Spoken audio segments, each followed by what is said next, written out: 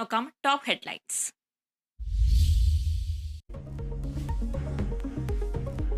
ഉപതെരഞ്ഞെടുപ്പ് നടന്ന നിലമ്പൂരിൽ മികച്ച പോളിംഗ് ഇതുവരെ രേഖപ്പെടുത്തിയത് 71.8% പോളിംഗ്.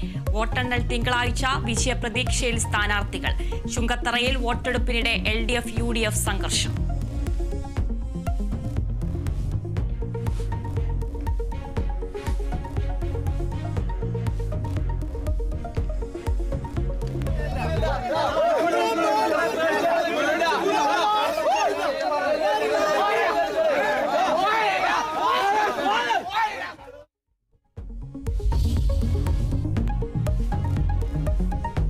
വോട്ട് ദിനത്തിലും CPIM-നെതിരെ RSS ബന്ധമുയർത്തി കോൺഗ്രസ്. പി സുന്ദരയ്യയുടെ രാജി മുഖ്യമന്ത്രിയെ ഓർമ്മിപ്പിച്ച് KC വേണുഗോപാൽ. സുന്ദരയ്യയുടെ പ്രസ്താവന പാർട്ടി ജനറൽ സെക്രട്ടറി ആയിരുന്ന ഒരാളുടെ കത്തിലെ തന്നെ ആദ്യ വാചകം അതിന് പബ്ലിക് ഡൊമൈനിലുണ്ട്. സാക്ഷാൽ പിണറായി വിജയൻ തന്നെ 77 മത്സരിച്ചത് ആരുടെ പിന്തുണയോടുകൂടിയായിരുന്നു? അതേ MLA ആയിരുന്നു. CPIM സംഘപരിവാറിനെ സന്തോഷിപ്പിക്കുന്ന കാര്യം പറയുകയാണെന്ന് VD സതീശൻ. RSSുമായി ഇന്നലെയും ഇന്നും നാളെയും ബന്ധമില്ലെന്ന് TP രാമകൃഷ്ണൻ. കഴിഞ്ഞ കാലങ്ങളിലോ ഇപ്പോഴോ ഇനി വരാനിരിക്കുന്ന നാളുകളിലോ RSSുമായി ഒരു തരത്തിലുള്ള ബന്ധവുമില്ല, ഒരു തരത്തിലുള്ള ബന്ധമിനി ഉണ്ടാകാനും പോകുന്നില്ല. കോൺഗ്രസ് നേതൃത്വവുമായി തർക്കമുണ്ടെന്ന് സമ്മതിച്ച് ശശി തരൂർ.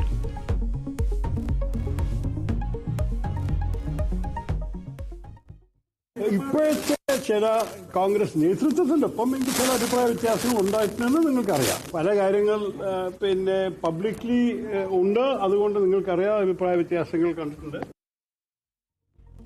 കോൺഗ്രസ് വിട്ടുപോകില്ല. നിലമ്പൂരിൽ തെരഞ്ഞെടുപ്പ് പ്രചാരണത്തിന് പോകാതിരുന്നത് ആരും ക്ഷണിക്കാതിരുന്നത് കൊണ്ടെന്നും തരൂർ.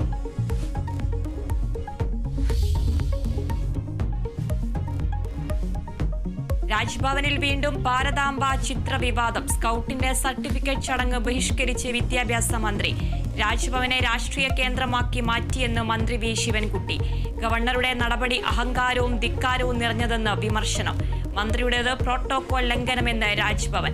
ഗവർണറെ അപമാനിച്ചെന്നും വാർത്താക്കുറിപ്പ്.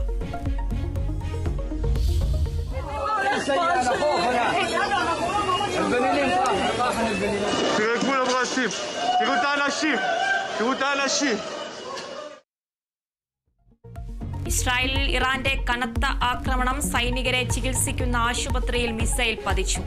ആക്രമണം ടെൽ അവീവ് അടക്കമുള്ള നഗരങ്ങളിൽ. 50ഓളം പേർക്ക് പരിക്ക്. ഖമനിയെ ജീവനോടെ തുടരാൻ അനുവദിക്കില്ലെന്ന് ഇസ്രായേൽ. ആശുപത്രി ആക്രമണത്തിന് ഇറാൻ വില നൽകേണ്ടി വരുമെന്ന് നെതന്യാഹു. സുരക്ഷിതരെന്ന് ഇസ്രായേലിലെ മലയാളി.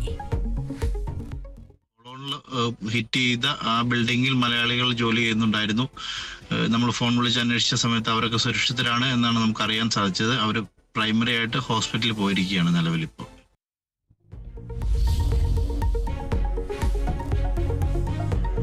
വയനാട് കൽപ്പറ്റയിൽ ആദിവാസി യുവാവ് ഗോകുൽ പോലീസ് കസ്റ്റഡിയിൽ മരിച്ച കേസ് CBI അന്വേഷിക്കും.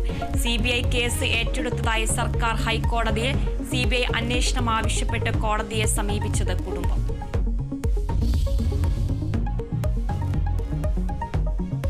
എറണാകുളം അങ്കമാലി അതിരൂപത കുർബാന തർക്കത്തിൽ സമവായം. ജൂലൈ 3 മുതൽ ഞായറാഴ്ചകളിൽ ഒരു ഏകീകൃത കുർബാന അർപ്പിക്കാൻ ധാരണ.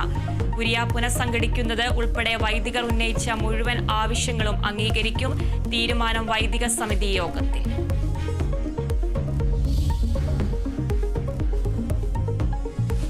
ഇന്ത്യ ഇംഗ്ലണ്ട് ടെസ്റ്റ് പരമ്പരയ്ക്ക് നാളെ തുടക്കം. മത്സരം ലീഡ്സിൽ വൈകിട്ട് 3:30 മുതൽ. ഇന്ത്യ ഇറങ്ങുന്നത് രോഹിത്തും കോഹ്ലിയും വിരമിച്ച ശേഷമുള്ള ആദ്യ പരമ്പരയ്ക്ക്.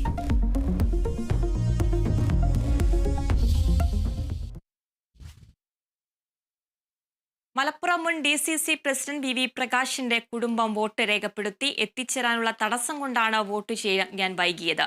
വിവാദങ്ങൾ ഉണ്ടാക്കിയവരോട് അതിനുള്ള ഉത്തരം തേടാൻ